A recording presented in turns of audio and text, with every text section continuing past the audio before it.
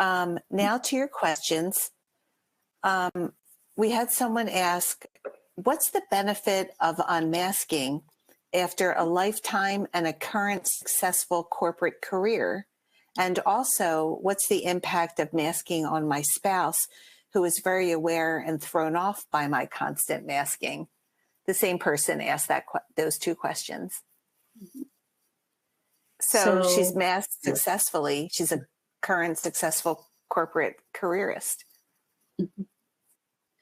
Well, my question would be about the success in relationally and socially, and on your own well-being, because yes, you can. Masking, it sounds like it has been successful and used as a good tool, but on the other hand, it also sounds like there's some difficulty interpersonally in folks actually understanding who you are outside of that. And so I think part of the benefit is those closer relationships that you can develop, the deeper relationships that I think most folks with ADHD are looking for in terms of folks actually understanding them and their experience. And so it sounds like that is the benefit, are those closer relationships that you can be having. Someone asked, does unmasking come with maturity? Good question. I think it depends. I imagine it depends on your awareness of self as you mature. And I'm going to take mature as aging, because I think maturity definitely looks different depending on who's asking. But I think as you understand yourself and what you might need, that does make unmasking a little bit easier. As an adult, how do I talk to my parents about why my ADHD wasn't acknowledged or treated? What should I say without evoking their defensiveness?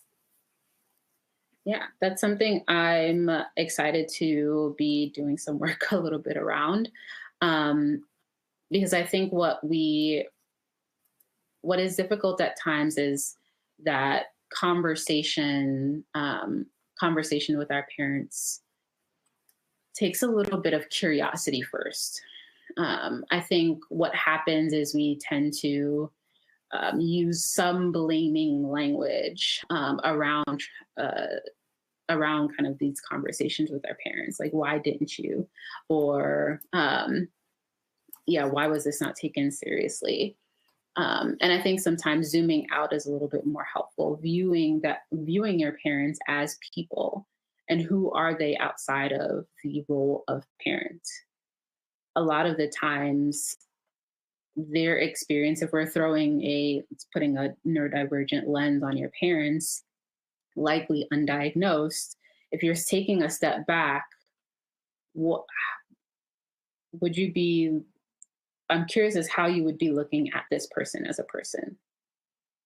A lot of the times their messages tend to come from their mistakes or things that they've experienced. And so it's always interesting to talk about this idea that I think many of us have experienced in terms of the message, do as I say, not as I do. And for a neurodivergent brain, that's a little bit difficult because it's helpful to have a model for a lot of the things that you're experiencing. It's helpful to have some conversation to work through these experiences that we have growing up. And if we don't necessarily have a model, but your parents are telling you to do it this one way that might not work for you, it feels very contradicting. It feels very much like, oh, you don't understand me. And I have to figure this out on my own. And that becomes now a missed opportunity for connection. Because as a kid, parents don't have the language. They probably don't have their own, don't necessarily know what's going on with themselves, and this shared language is missed. And so I can't explain to you why I'm telling you to do the thing that I'm telling you a lot of the time. And so it becomes this relationship where there's been so many missed opportunities. There is so much hurt that tends to happen that doesn't get addressed. And on the other side of this, as the children become adults, there is this expectation that we have a close relationship, because in their sense, they did right in terms of their parenting. If I told you to do it a different way based on my mistakes, then you feel like you are doing well as a parent. I did this differently from generations in the past, and so I'm a good parent, right? But I think some of those conversations is helpful to happen now when we both have shared language as adults, and you can then understand your parents' perspective. And so curiosity questions: what was it like for you to grow up, just in your family dynamic, in your educational experience, as an adult? I think coming from a place of curiosity, you get a sense of why they may have the messages that they have, or pass down the messages that they did, or why they made the decisions that they made, or treated you in a certain way from that time. Because then, at least when you have some shared language and conversation versus just blame, you both get a sense and understanding of where they could have done things differently if they had understood back then. And so a lot of the blame becomes more of a missed opportunity for connection versus curiosity and understanding, which ultimately both want from each other in terms of how parenting happened, or how parenting So approach and language are key. Yes, approach and language are definitely key. If you're approaching from blaming language, defensiveness is more likely to come up. If you're curious, that gives an opportunity for something different to happen. Mm-hmm. That sounds like a future magazine article for Attitude, how to guide people to have these productive conversations. For sure. So I have a question from someone who had therapists, and then from a psychologist. The person who had therapists who didn't understand her, she said, "I've had therapists who just don't understand me. There's a cultural disconnect. How can I find a therapist who can relate to or better understand my background?" And then I had a question from a psychologist saying, "What could I do to culturally support my Black female clients?" So interesting, flip side, two sides of a coin. Yeah. I think looking and talking for folks seeking therapists who understand, asking some questions during consultations, right?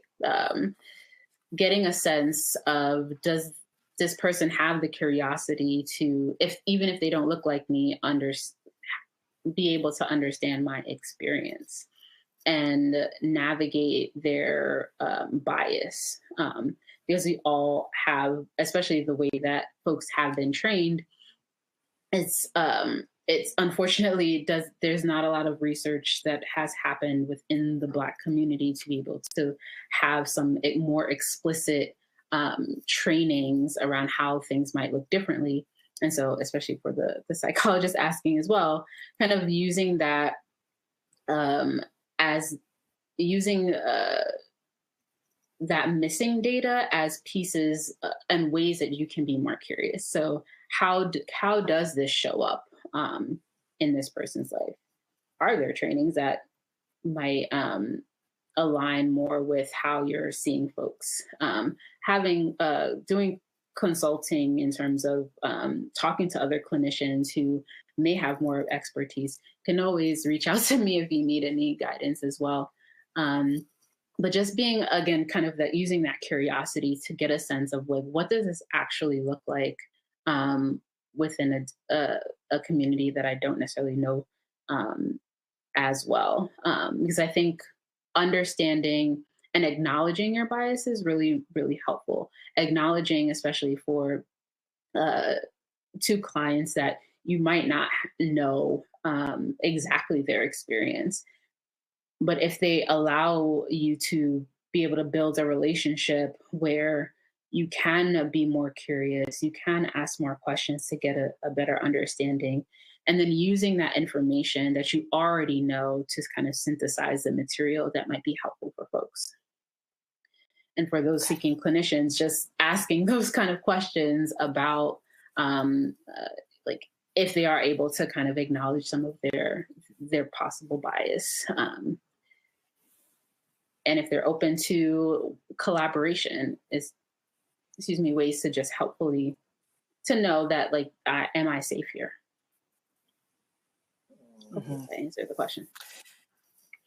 We had a few questions around RSD on the job.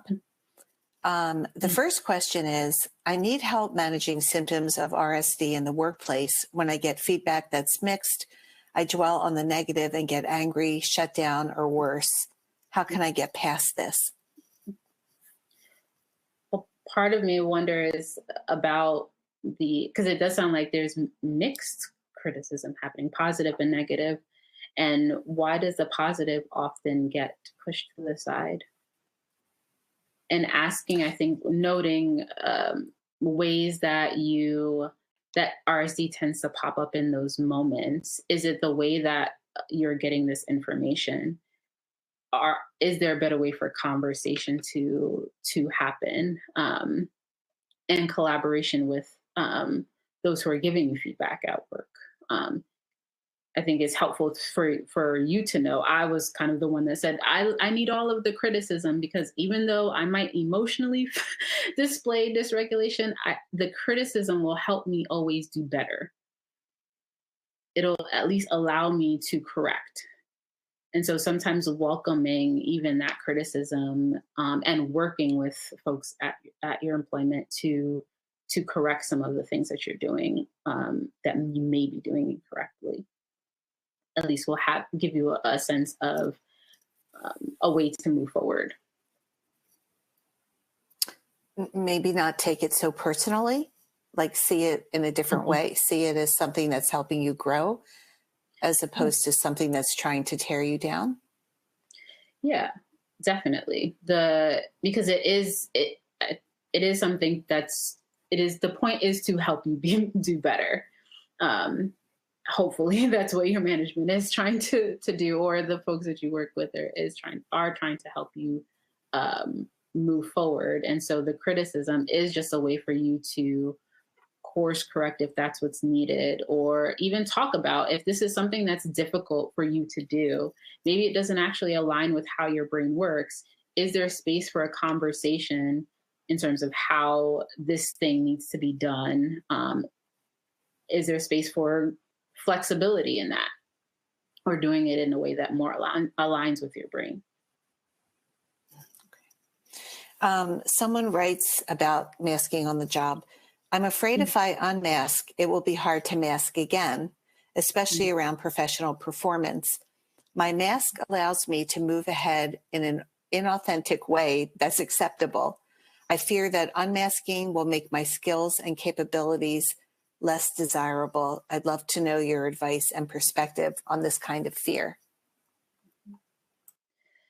It's interesting because, I think this is definitely something that I would work with folks individually around, to better understand your experience, because I'm curious about what unmasking looks like, and if there is a way to integrate both, and using masking, like I mentioned earlier, in a more intentional way versus just a way of being. And so if I'm going to mask to do a presentation, okay, you're choosing that versus letting your mask down a bit, in other contexts at work. And so how can you balance it? Okay. We had a few questions around burnout. One is, what are effective ways to identify clues of burnout before I crash? Well, one of them that I've actually talked to a client more earlier today about, is kind of noting when you are getting more distracted, when you're noticing some of the negative self-talk that tends to come up. Um, how often are you giving yourself a break, and what do these breaks actually look like? Are they actually recharging you, or are you using breaks in a way that uh, society says is the way that you're supposed to, and not actually recharging? How is sleep? There are so many different uh, core things that I think would help folks manage some of the burnout, things leading to burnout. Your brain is usually asking for stuff along the way. How often are you actually listening to what your brain is asking for, versus telling it to shut up, and we just have to push through? And so honoring, sometimes figuring out ways to honor your brain along the way. Another question about burnout was, my partner observes that she's experiencing severe burnout, but when I make suggestions about how to help her, she gets emotionally dysregulated. I'm not sure how to respond. That is that. Well, I would think that's a little bit difficult, and because I would be curious in terms of what the relationship has looked like up until that point, and how that person is interpreting the ask. Because if they're interpreting the ask as there's something wrong with you that I'm noticing, that can be difficult, especially if they're not totally prepared for that conversation. And so I think probably figuring out together what has led up to this experience of burnout, and not feeling safe to explore that within the relationship dynamic.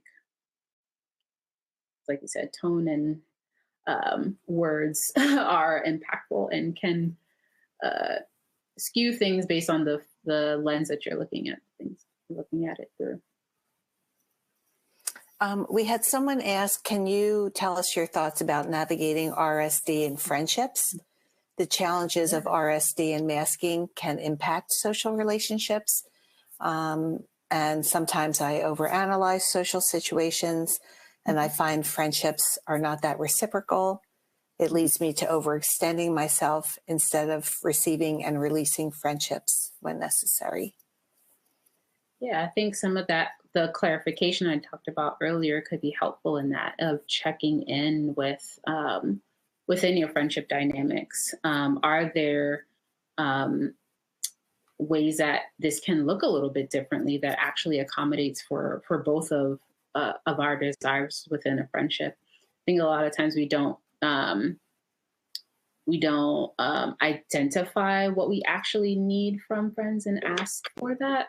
And so it becomes a little bit unbalanced when other people feel like they can ask for anything, because a lot of ADHD folks know if folks will ask of us to show up, a lot of the times we will show up.